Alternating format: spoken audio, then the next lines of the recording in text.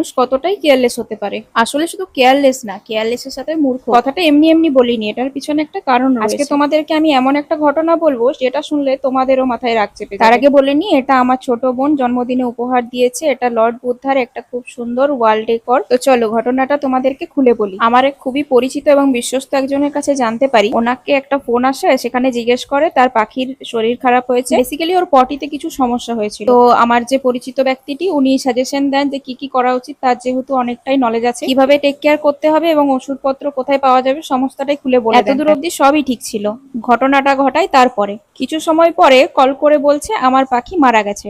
ব্যাপারটা যখন তার কাছে খুলে জানতে চাওয়া হয়, তিনি বলেন আমার নাকি বাজার যেতে ইচ্ছে করেনি, তাই জন্য আমি একটা গোটা মেট্রোজিল গুলে পুরোটাই ওই পাখিটাকে খাইয়ে দিয়েছি। আর সাথে সাথেই পাখিটার নাকি ছটপট করে মারা গেল। তিনি এই কথাটি আবার ফোন করে বলছেন, মানে কতটাই ননসেন্স হলে এই ধরনের কাজকর্ম করে।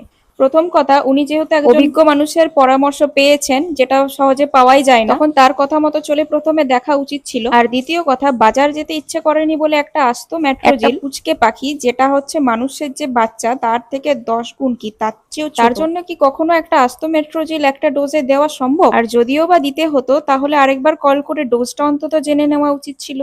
ওরা কি আমাদের খেলনা বটে? কিছু কিছু মানুষ এটাই বুঝতে পারে না যে ওরা খেলনা নয়, ওদের মধ্যে একটা প্রাণ আছে। এই ভিডিওটা আমার বানানোর উদ্দেশ্য হচ্ছে, সেই বাচ্চাটা তো মারাই গেছে সাথে সাথে, কিন্তু যারা এই ধরনের কাজকর্ম ভবিষ্যতে করবে তাদের মধ্যে যদি একটু সচেতনতা আমি ছড়াতে পারি। যদি কারোর এই ধরনের কোনো হেল্প লাগে, আমাকে কমেন্টে করে জানিও। আমি যতদূর সম্ভব হেল্প করতে পারলে অবশ্যই হেল্প করব। আর যারা যারা ভিডিওটা দেখছো, আমি প্রথমবার অনুরোধ করছি, প্লিজ ভিডিওটা একটু ছড়িয়ে দাও, যাতে ভবিষ্যতে এই ধরনের ভুল কেউ না করে।